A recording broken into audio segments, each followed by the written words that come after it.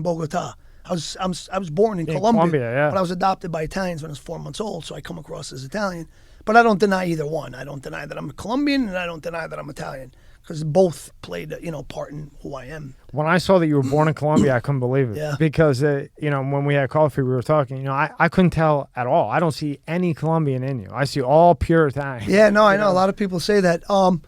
But there are you see a lot of Colombians that are more fair skinned like myself, and if you know what you do, Google the Colombian soccer team. You may see a couple of guys that I look like over there. Any desire to be an actor? Like, is that what you wanted to be? Absolutely not. It's not that I didn't want to do it, but growing up the way I did with immigrant parents and just the way they grew up, and they didn't know anything about that. It's not like I was ever pushed in that direction. Like, oh, I should be an actor. Like being from immigrant parents. They teach you to go to school, get an education, go to work. That's what the Italians do, right? They go to work. They're hard. Hard workers. Very hard workers, but work. So that seemed like a dream. Like, who gets cast in a movie with Robert De Niro? So when I heard about this movie, I had been told since I was a kid that I do look like De Niro. Like, if they ever did a movie, he plays son, you should play son. So I've heard that since I was a kid. But then now the opportunity's here. But, I mean, I didn't think growing up in a middle-class Italian family from Yonkers that I was going to get plucked from obscurity. Next thing I'm on... and with your first big hit, is fucking The Bronx Tale, you know what I mean? Absolutely. So you're at Jones Beach in 1992. You're just swimming in the water, right? Right. And then a scout of De Niro's comes up to you and asks you to play what the one fucking guy from Taxi, and you do an impression. Well, we had just finished playing soccer, and I went in the water to cool off. My brother was calling my name because there was a scout, Marco Greco, because Jones Beach, Section 4, it's all Italians. So he went to the right place. That was a good place to go. And he found me, yeah. So, but he was handing out flyers looking for even the young boy, 8 to 9 year old boy, and then a 16 and then the character description. And then when my brother saw it, he's like, oh, hold on, I'll get my brother. He's perfect. So the guy waited. He came and got me. Then he didn't ask me to do Taxi Driver. I just did it because I knew this was my shot. You know what I mean? I had a couple of beers, and I was only 15. That was July 5th, 1992. It was going to be August 30th. I would have been 16. So, yeah, the guy, as soon as he saw me, as I was walking toward him, he's like, wow. He goes, he does look just like him. Wow, he could definitely play his son. So now it's like you got to find out if I can act or not, because you look like him doesn't mean anything. But I did a couple impersonations. The guy loved it, and he said, you should come back tonight. He gave me his information, and I went down to the Belmont Playhouse in the Bronx, right in the actual neighborhood where because we didn't shoot it there. We shot it in Queens, but the auditions were in the Bronx at that level, and then you go to the city, Manhattan. I went in that night, and they had me read the scene when I'm shaving, but in the original script, De Niro was shaving. So I go up to him and I ask him, hey, Dad, and that was the audition scene. I never read anything, acting, I never acted before, never saw anything in screenplay forms. I just looked at it and it just made sense. Interior, night, bathroom, as Carlo Giro, it's just, I knew what to do. It just didn't. There's gotta be a way around it. There's probably a way around it. Well, right now they don't have it, but they'll figure it out. They're coming in someplace else. Yeah, I know they are because they're still listening to me. But did you hit the right button or did you hit the wrong? Remember. What do you think? If I'm a betting man, you hit the wrong fucking button. What do you think? Fucking right. That's Mike's brother. I was probably driving when I did it. Yeah, I can believe God that. damn it! I can't hit the. I only have my thumb then, so what am I gonna do? Now you had said something about the Clintons got to the governor. Or something you had said. I couldn't understand your fucking lingo. Were you voice texting this shit? Probably, yeah. Yeah. Oh, yeah, definitely. So the R's don't come out properly, and whatever else. God, I was just trying to put it together. Yeah, no. The funny thing is the Virginia election. They're really struggling down there. The Dems are struggling with this Virginia election, and it's all based around. I could say the county wrong, but I'll try. Loudoun County.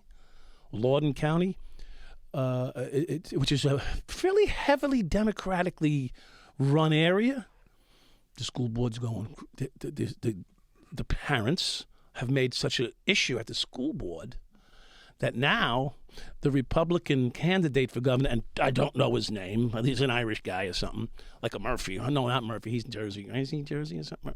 Anyway, the guy running for governor down there in Virginia as a Republican candidate opposed to the Democratic candidate. I think he did blackface, so he's okay, because he's a Democrat. They called him blackface, so that's fine. But the Republican guy is now using the school board juxtapositioning to his advantage, and they feel, I feel, how's that? That the Republicans are going to win that governorship back, and the guy that's backing Clinton's backing the Democratic the other candidate, yeah. but they're close personal friends, and I think he had maybe an island. I'm going out on the limb here with this. Had an island issue with EpiPen. That's the EpiPen island. You think he's dead? Huh? You think he's dead? Yeah, I know he's dead. I asked Caden. Caden, the guy who solved the Tupac Biggie case. Okay, Caden. I know of him. Dude, he's a stand-up guy, man. Yeah. He is one of the coolest guys I've ever met. Yeah. Like if you're gonna get arrested, right. He's the one you want to come. All right. Because he respects 95. You're with Charlie Carnegie, right? Yeah. Just my bad. Okay. And now, when do you get the hit to take out Junior? About that time, they give me guns about 95. And again, actually, when I get out, they try to re-insinuate. They try to redo the hit. They're asking me to hit him again. So they asked me a couple times, but the problem is when they gave me the guns, not the problem. And they called the hit off, when they came through, or initially through Charles. When they call the hit off, I won't give the guns back. So people know, like, I really don't even care for that part. It doesn't matter to me what any of these people believe or disbelieve. It doesn't matter. It really is not important to me, any of this. But the facts of what happened, Charles is staying with us, just like I said. We did a couple of robberies at the time. He said this and that. He said his brother wanted it done. Whether that's true or not, when I talked to Johnny on the phone, maybe it didn't have anything to do with it. It was just Charles. I don't know. I just know that when I get on the phone, they go, yeah, and you're going to take care of that, or whatever he said. I assumed it was what he told me it was. Charles told me it was. So, but did he give me the guns? Of course he did. And guys from my neighborhood own a tattoo shop. I put the guns there, and I refused to give them back. And I told everybody, don't give them back until I'm back in jail. I says, nobody gives those guns back. So we didn't give the guns back, and Charles was panicking because he said he's going to know we were trying to hit him. And I'm like, listen, it doesn't matter to me. This was just what I was asked and told to do, and that was my job, and this is what I did. And, he can take it personal or not. They talk about hitting me, too. That's the life with all of us. And it's part of the treachery. And, it went both ways. I mean, I'm so sick of this with all these dumb people on the street that, never did anything, and they talk like this because they'll say, oh, he's full of shit, and they'll challenge me. But you guys all know I've done this through names. I didn't just say, pick up, this happened over there and nobody knows about it. But do you think you really whacked? I understand in a situation. I'm going to tell you exactly. Like you said, it's not like you got a fucking ticker and you're waiting for their heart. I know for sure. Yeah, because I know people want to say you exaggerate. For 100% sure. Yeah. I shot over 30 people. Yeah. That's 100% sure. And I can name probably most of them sitting here with you, like I do on a lot of shows, by first and last name, not just by a first name. You remember everyone? Oh, yeah, I remember everybody's names. So, it's not like I can't say their names. And I've done it. And if you want me to say a couple, I'll say a couple. I mean, it's not like a big deal for me when people say, oh, he only killed one, and then they say, oh, he only killed 10, and then they call me a serial killer. I don't care which one it is. Can they pick this at one time, right? To keep it simple. I'm not a grower. I'm friends with a lot of growers, but when you're indoor, you only have a certain amount of space. When you're outdoor, you can have tons and tons and acres, right? And if you set it up correctly enough, right, you can have certain plants cycling inside as they're going out and then more, right? So they kind of look like indoors, but they're outdoors kind of. It's like half and half. That's why they call them light depths, right? So he started bringing back a shit ton of those. So we leveled up from, 70, 80 pounds to now like 500, right? And then eventually he was bringing back 2,000, giving us like 800 pounds, yeah. 800 pounds of weed? 700 pounds, yeah, something like that, yeah. And you were selling 700 pounds of weed? So I became the oil guy pretty much. I was putting my guys on with like 20, 30 pounds here and there, 40 pounds here and there. But my main goal was to do what we were doing, right? That was the main profit. That was the free money. That was how we were getting rich. So eventually, you know, he would give me like 200 pounds and I would run about 50 or 60 of them and make like 6 kilos like every 2 weeks, right? Which is, I don't know, you do the math, $35,000 times 6 kilos of pure profit. 70, 140, 280, 280. What is that then? I don't know. Yeah. What this. So it would take Who gives me a like, fuck? yeah, it would take me like a month to sell all the shit. Yeah. And then him and I would split it in half. So So we're selling about 50 pounds a month? of weed? Yeah. Me, I was selling, I would say closer to about 100 pounds a month.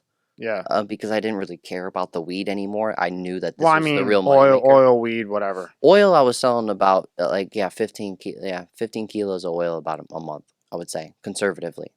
We were making about 3 to 5 kilos a week. Now, And why do you call it kilos and then pounds? well, the pounds I'm talking about weed, Okay. right? When you turn the pounds into oil, it's considered by the gram. You don't really. We didn't do it by. Because I had so much, I guess you could fucking say I call it, 1,000. I felt like a big shot, I guess, now because I'm moving 1,000 grams. Here's a key. You want a key or a key? All the rappers and shit used to say it. So now I wanted to fucking say it because I had it. Yo, You what know? do you think he would get for 700 pounds of fucking weed? What if he went and picked up 700 pounds of weed? What do you think he'd I'll get? tell you, I know the guidelines. What, I went fucking how through it. much? How much? Well, 3,000 pounds of weed, they were trying to put me at a level 30. Minus That's not bad, really. category 1, I never had a conviction. Minus the 3 levels for acceptance, it was like 70 to 87 months or something like that. It's not bad. Yeah. That's not a bad hit. Yeah. 700, though. That might be a little bit more than that. 700 pounds of the weed. I'm talking about the weed now. Yeah. Yeah, right. So we'll go into my indictment at the end. Yeah. But